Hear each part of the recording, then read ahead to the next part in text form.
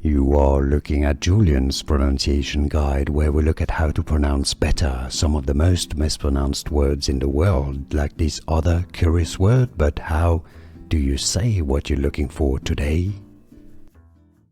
Let's learn once and for all how to pronounce those two words correctly in English. There are different ways, different pronunciations. If you want to learn more vocabulary, stay tuned. More videos coming up for you. Two different ways of pronouncing the top word. Patriot. This is chiefly British English pronunciation.